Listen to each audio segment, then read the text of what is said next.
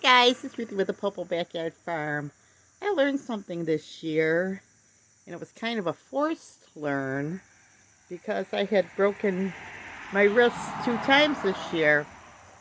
And right now, I'm actually still in my brace, and I'm going to start my physical therapy this week to make sure I have full movement, so you guys can pray for me for that. But some of you may have heard me talk about this before, that I felt like the reason God let me break my wrist was to slow me down, because I'm always in a hurry and, trying to get things done. But I'll tell you some things that I learned that may be helpful, because I guess you guys are part of our lives, and these vlogs that we do on YouTube are really, to share our lives with you guys, is I've learned the benefits and the health of slowing down. Seriously, guys, it's not healthy to be that busy all the time.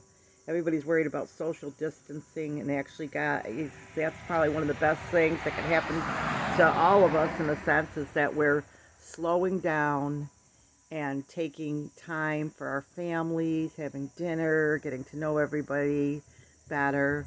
Through this episode, so to speak, Clay and I let go of a lot of things that we had to do. Like, we're not going to keep chickens anymore in this winter. It's too much, and it's actually dangerous because we can fall down and slip. And you don't know how many times Clay and I have fell in the middle of the winter to go to the barn.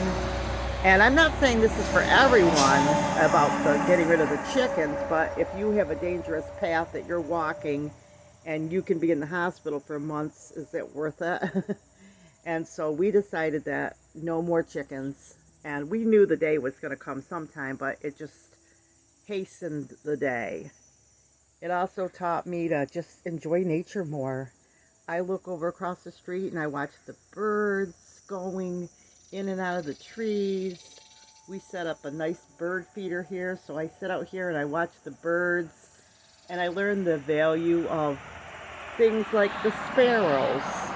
A lot of people take the sparrows for granted. I'm trying to get over there and video them for you, but I enjoy them. They're faithful. They're my favorite bird because they come every day to greet me, and they eat corn and seeds, and sometimes I throw a little piece of bread out to them and stuff like that. And they're really just, they greet me every day. And I notice things about the birds. Like up here in upstate New York where I live, I notice that around 7:30, now it's 8:30 now, is when I see all the birds.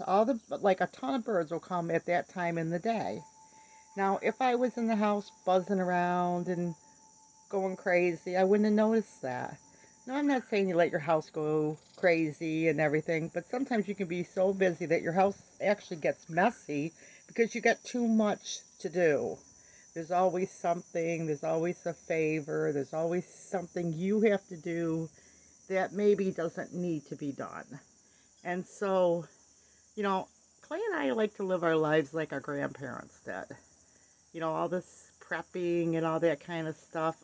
That's something our grandparents did. We're not preppers. We just are prepared because the grocery store is like an hour from us. So, we can enjoy canning and doing things. Clay canned outside the other day, and I'm just saying, slowing down. And I know a lot of you have to work and you have to go to work all the time and stuff, but, the kids are only home for a short time. Then they go and have their lives, and they have to have that time. And you can't expect them to come home every week and spend all their time with you. I mean, they want to have their own Christmas with their own kids. They want to do their own things with their own family. And we had those opportunities. And that's their turn to have their opportunity now. So as you get older, things change. But like I said, you can live your life like our grandparents, just slow everything down.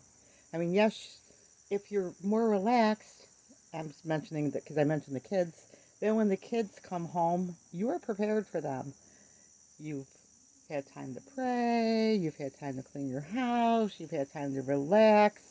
So when they do visit you, all you have time is to hear from them, and then the visits are more enjoyable, and just being relaxed.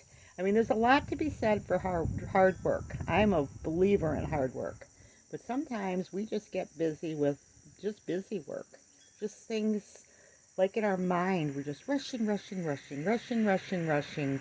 When you see people, you have your relationships and everything suffer because you're busy. You're just so busy, all you can think about is what you got to do next.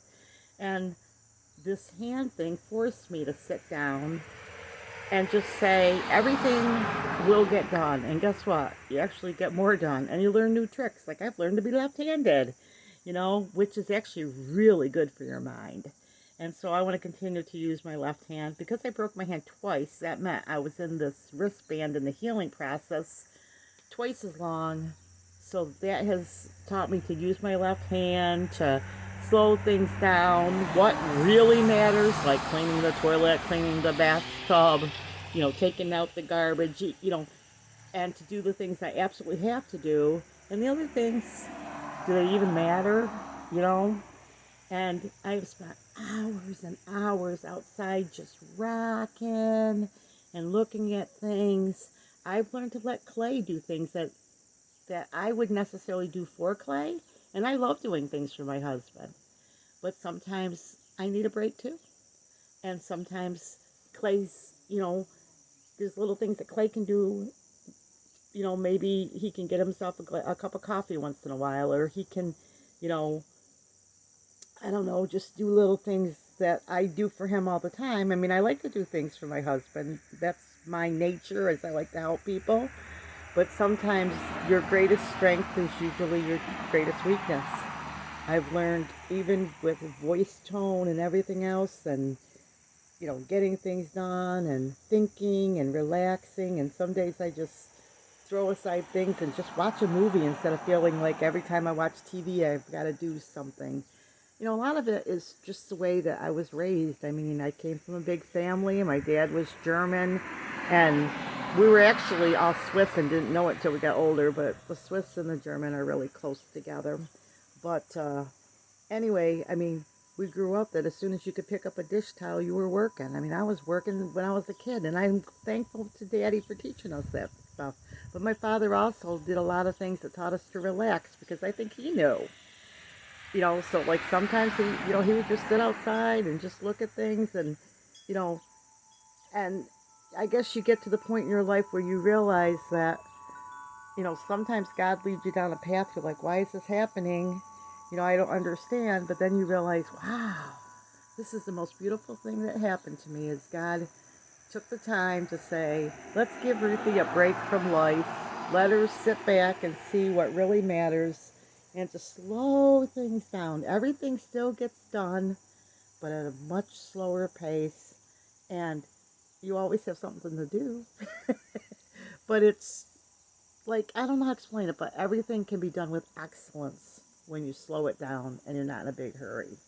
That's the other thing I found out from slowing down. You think, well, how can this be? How can you be slowing down, getting more done, and everything's done better? Well, it's just the way we're wired. God doesn't intend for us to be like hyper, hyper, hyper. He wants us to just work and get things done and do it with excellence, and to, just enjoy our lives. He doesn't expect us to live these hectic, crazy lives. And just like our grandmothers lived, like social distancing, having time for your family. I always say to my girlfriends, because I have a lot of friends, I'll say, they'll talk about situations, and I always say, take care of your husband and your kids, and be respectful to your parents. Everything else doesn't matter. And I'll say, even with me, it doesn't matter. So if life gets stressful, just don't pick up the phone. And the reason is whenever you take on and talk to other people, sometimes their problems become your problems. Now, I'm not saying you don't care about other people, because you can know about someone's problems, but then what you do is you just lay in bed and you pray for them. But you don't have to sit there and take all your kids' toys and food and give them to somebody. Sometimes you do, if that's what God puts on your heart, but sometimes what happens is, someone has a problem and they bring all their problems into your house. My daddy used to say this to you, and then after a while, sometimes those same people are mad at you for helping them. And it's kind of hard to explain, but like for getting your big mouth into their business, let's put it that way. So as you get older, you learn that it's like picking your battles. It's like picking your friendships and picking your stuff. Like my closest friends all know, and they're on the same page as me. They take care of their family. We don't take anything personal, and we pray for each other. But if my friends come and I'm like, I gotta go, okay, I'll see you later. And usually my friends, like I said, we talk. Like I said, I got probably about three people I can think, and like just close. I mean, sometimes they can be your relatives, sometimes they can be somebody else, and like I said, but we just like, they might even ask me to do something for them, and I'll just say I can't do that, and that we completely understand because we're on the same page, because we have our values and our lives, you know, in order. And like I said, even with slowing down, even the time that Clay and I slowed down, I said, Clay, um, there was a couple situations I said, we can't do that anymore because they just stop over at the house because have, they have nothing else to do, and they're drinking and doing all the things. Not that I care that they were drinking, I mean, I don't judge, I'm not going to go into that thing, but sometimes people just, what they'll do is because we live on this busy road, they'll stop at our house and hang out for a while because they don't want to go home. And the problem with that is then that holds up Clay and I. And it'd be one thing if they came to see us, but they're just looking for a place to camp so that they don't have to, go home. And it's like, that's not fair to my family because maybe we don't want company at that moment. Maybe we have something we want to do. So I think even through the slowing down, you can think through your relationships, through your work, through your children, through your home, through your own personal health, things that maybe you should take care of about your own health, because working all the time is really bad for your health if you never ever slow down.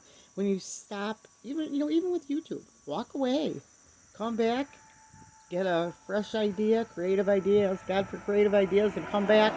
But sometimes just to go to the grind, grind, grind, grind, grind, grind. That's why companies learn to give people breaks and vacations, because they come back. You know how after you come back from a vacation, you feel great? I mean, there's much to be said for working 6 days to stay ahead of the competition, but there's also times that we need to walk away, refresh, and come back. And so that's the thing through this I've learned, because one of my biggest flaws in life is I have been a workaholic.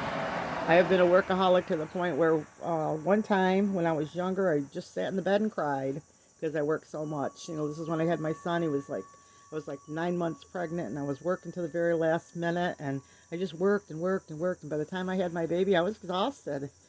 And it was funny because I actually called my boss on April Fool's Day, and I quit my job. I was like done with my 6 weeks, and they thought I was joking, but I wasn't. But what happened was I just worked and worked and worked, and even during my pregnancy, they kept calling me at the house and saying, nobody's going to do this, and you've got to come back, you're like a star here, and all this kind of stuff. But you know what? Guess what? Somebody else came in and took my place, and it worked out. You do not have to be everywhere. And that was very hard on me because I have a newborn baby, and I was, I was a good mother, but I was just very, very tired, and it did me a little bit of, it was just a very, very hard time because, I mean, it was great after I quit my job, but it was just stressful because I worked too long in my pregnancy. I just worked till I probably shouldn't have, and I just felt, probably the weepy and stuff like that. So anyway, that's just a little story. And I've had one time, I know at a job, we had like a photo shoot thing that we did. And because I had worked in that before, they kind of had me like in charge. I mean, I literally shook because after 3 days, I just went. I just shook because I was so tired. And I know that that's something that happens to people.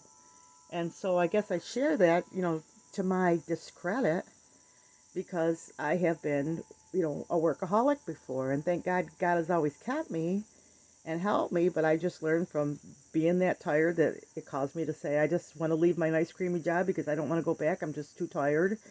And then the other thing, like I said, was I worked so hard and I didn't get any special rewards or special pay. Not that I cared about it, but it was just, why should I put myself through that? There were other people that could help and do things.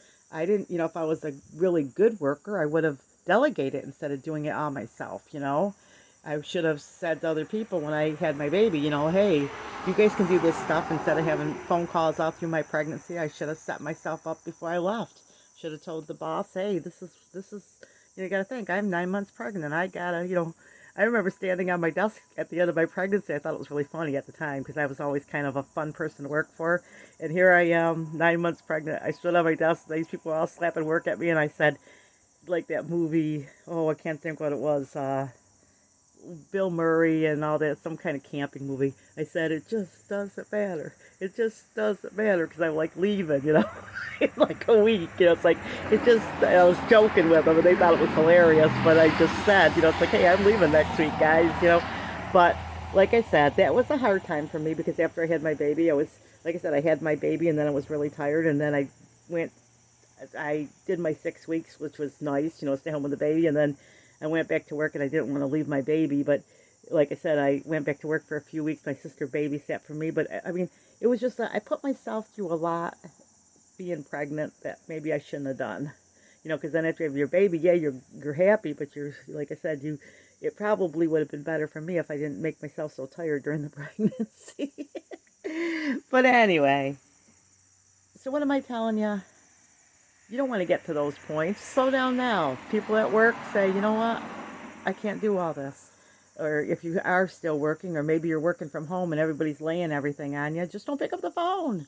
Don't answer the emails. They don't know where you're at. Give yourself a break. In fact, one time I was in a business, I'll leave you guys with this, which is where the phone thing comes in. I was working on I had like my own business, and I was talking to somebody else that was in the same thing, and she was kind of like a little mentor towards me. Once in a while, if I got something real hairy, I'd call her, and I was talking to her about stuff. She goes, Ruthie, just don't pick up the phone. It was like a deal, like almost like a franchise type thing, and she told me because the big company was kind of a pain, and she said, Ruthie, she goes, it's like, it's your business, just don't pick up the phone. And I didn't. And well, I did sometimes, but, they'd call and they'd get all mad because they'd get jealous because you made more sales than their company people did, and they'd be all uptight about it. And she was making a ton of money, and I was doing really good, and they were so upset because they could just spit because they didn't like that I was doing as good as I was, and it was cutting into their company people. So she said, Ruthie, just don't pick up the phone. She goes, just keep going and don't pick up the phone when they call. So, because she was like, I don't know, she was making probably over $1 million or something in her business, and she was just telling me, she goes, Ruthie, just don't pick up the phone when they call. I got laughed. I thought that was funny. She was in another state, so we were like really in any competition, and at that level, when you get like that, how do I explain it? When you're like in business, this is a free tip in case you're in business, you want to be friends with everybody, because the good ones all rise to the top, and the bad ones, the fighters and the people that aren't honest and stuff, they all just get picked off eventually because no one will work with them after a while. But if you're honest and you're a hard worker and you do a good job, the cream will rise to the top, and you want to be good friends with those people, and the ones that are not nice and fighting and bickering and all that kind of stuff, they eventually all quit.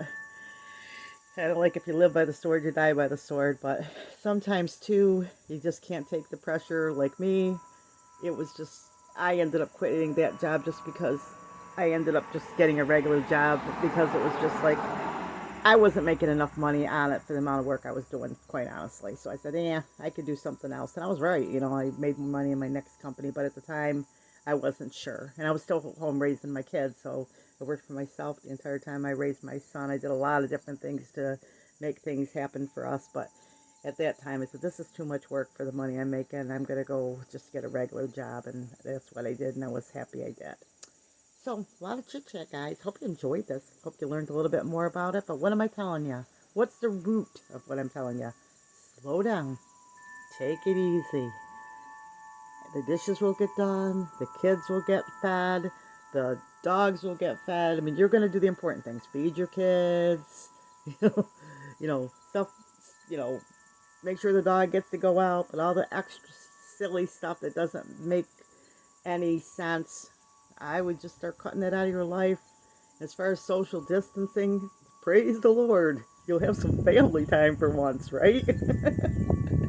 Okay, hope you enjoyed this. Like, subscribe, and we'll see you guys in the next video. And remember, big or small, you too could be a backyard farm. God bless.